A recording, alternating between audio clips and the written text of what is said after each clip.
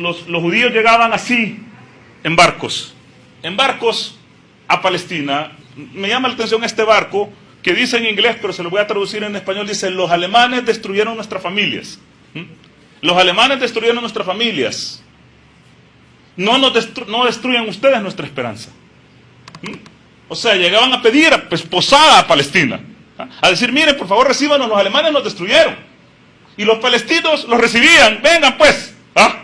Algunos estaban enojados, pero mucha gente no nos iban a matar. Esta gente, o los descendientes de esta gente, después les patarían la cabeza, les quitarían las tierras a la gente que los recibió. A la tierra que no era de ellos, porque estos son europeos, ojos azules, blancos, que no tienen nada de semitas. Dicen antisemitismo. El antisemitismo es un concepto erróneo, porque tendría que ser antijudaísmo, porque los árabes también somos semitas. Entonces llegaron en oleadas y empezaron a crear grupos terroristas, a armarse, porque esta gente que estaba adentro, que ya tenía el plan de tomar Palestina, empezaron a armarse, a llevar armas, y crearon barrios, grupos armados peores que jamás en ese momento. Lo que pasa es que la gente olvida la historia, lo que pasa es que la gente no saca esto, pero por ejemplo crearon el Irgun, que era un grupo terrorista, terrible judío, y también el Palmaj, y el Haganá, por ejemplo, que no está ahí, que masacraron a los civiles. Empezaron primero con la población palestina local, pero después empezaron a atacar a los mismos ingleses que dominaban. Empezaron a hacer atentados terroristas contra los soldados ingleses. En ese momento eran héroes que estaban luchando contra la ocupación británica. Más o menos como trata de hacer Hamas ahorita.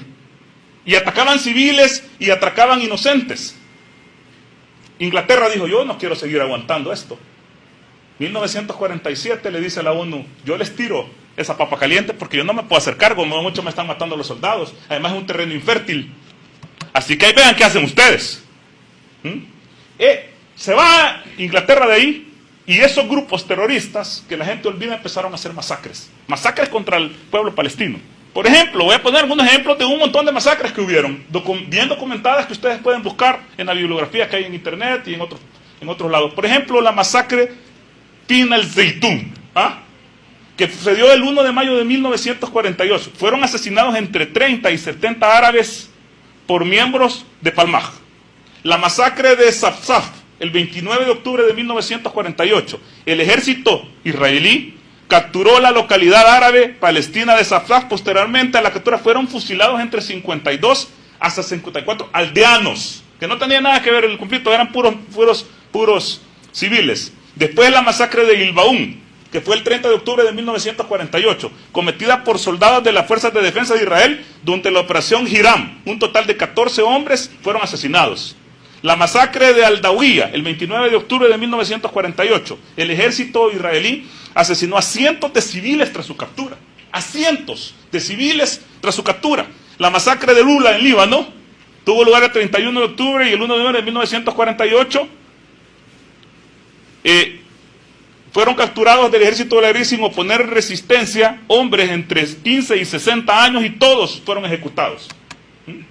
Y de ahí, por ejemplo, la masacre de Kibdia, que fue el 15 de octubre de 1953, en la que el ejército de Israel masacró a 69 civiles. Estos grupos empezaron a hacer ataques a civiles, hicieron que los palestinos empezaran a huir de sus tierras. La resolución 1981 de la ONU, 181 de la ONU, hizo que Palestina se partiera en dos. O sea, la ONU vino y dijo: vaya, aquí está Palestina, la vamos a partir en dos. La mitad para los israelíes y la mitad para los palestinos. El problema es que los que estaban del lado israelí estaban siendo hostigados, estaban siendo maltratados, e incluso los estaban atacando. Entonces muchos empezaron a emigrar. 800,000 palestinos emigraron y se fueron de sus casas, de lo que había sido la casa de sus papás, de sus abuelos, de sus ascendientes, hasta 2500 años atrás, para campos de refugiados. Esos campos de refugiados que están en Líbano, que están en Siria, están allí todavía. Viven en tiendas de campaña o en casas de lámina, porque fueron sacados sus padres de sus hogares.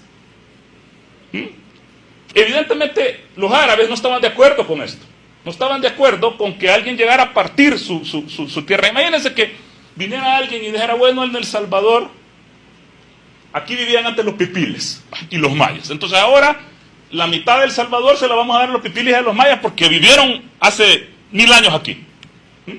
Y a ustedes les toca irse para el lado del EMPA para allá, porque por más fregar nos van a dar el lado de Oriente, que es más caliente. ¿Va? Y te van a sacar de tu casa, papá. ¿Ah? Te van a sacar de su casa, te van a quitar tu propiedad. Y si vos decís, ¿y por qué si esta es mi casa que yo compré? Esta es mi casa que yo compré. Y te van a decir, no, pero que usted se tiene que ir. Los árabes se levantaron mal armados, mal entrenados, con poco armamento, sin el apoyo de los gringos, contra un ejército más organizado, apoyado por los norteamericanos, que venía preveyendo esta situación desde hace décadas, y perdieron la guerra. Israel empezó a avanzar. La ONU, que le había dado su creación a Israel, además, a Israel le debe su creación a la ONU, empezó a hacer sendas declaraciones contra Israel, que Israel ignoró. O sea, solo le interesaba a la 181 que le daban su nacimiento, todo lo demás al carajo. Y yo tengo aquí algunas resoluciones.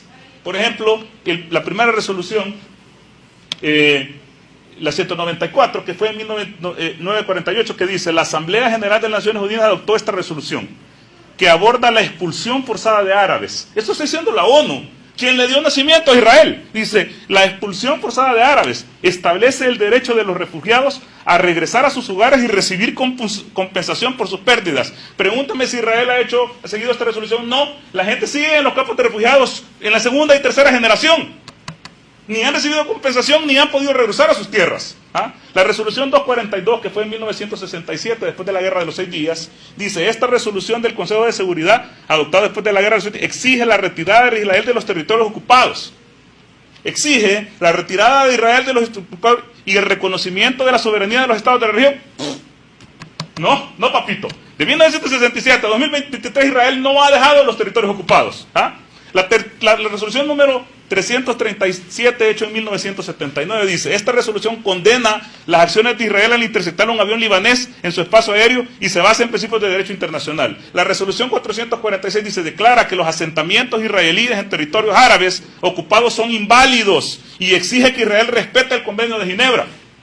La resolución 478 dice, esta resolución condena la ley de Jerusalén de Israel y declara nulas las medidas que alteran el estatus de Jerusalén, considerándolo un obstáculo para la paz. La resolución 497 en 1981 dice, adoptada tras la anexión de los Altos de Golán por Israel, esta resolución declara nula esa acción y exige su revocación. La resolución 672 en 1990 condena la violencia en Jerusalén y exhorta a Israel a cumplir sus obligaciones según el Convenio de Ginebra, etcétera, etcétera. Puedo leerles 4000 resoluciones contra Israel, para que quite y se vaya de los territorios ocupados, para que no mate civiles, para que respete los convenios de Ginebra, para que no ejecute a los que captura, para que les dé un juicio justo, para que se vaya de los territorios ocupados, para que les dé libre circulación, para que no tome Jerusalén, etcétera, etcétera. Israel, ¿qué? No le importa.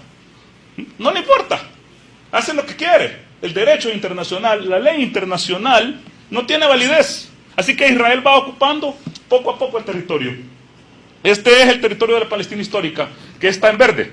Alguien me dice, no, pero es que ahí le falta cuando estaba en administración otomana. Es que no importa si está en administración otomana, si está en administración árabe, persa, griega, romana, lo que sea, pero esa era la tierra histórica de Palestina, donde vive esa misma gente. No es que llegó la gente de metida después, ahí viven. Entonces han ido quitándole territorio hasta que solo se queda con el 15%. 15% de su tierra. Como que aquí todos nos metan en la libertad. No, de libertad es un departamento bonito. Morazán, no, Morazán también es bonito, no sé. Es que la gente no tiene libre circulación. La gente no puede ir, por ejemplo, de la Franja de Gaza y puede ir a Cisjordania. La gente tiene una tarjeta de color para moverse solo en su área. La gente no puede venir y decir, voy a ir a rezar a la mezquita de Al-Aqsa. La gente no tiene ningún estatus ni ninguna legalidad, es un apartheid absolutamente total. Human Rights Watch, que son esta organización de los derechos humanos, dijo definitivamente, en Palestina, Israel, hay un apartheid, que significa un grupo queriendo sobreponerse o aprovecharse y discriminando a otro grupo, tal como sucedió en la Sudáfrica de Mandela. La Franja de Gaza es una cosa terrible, que es donde están ahorita sus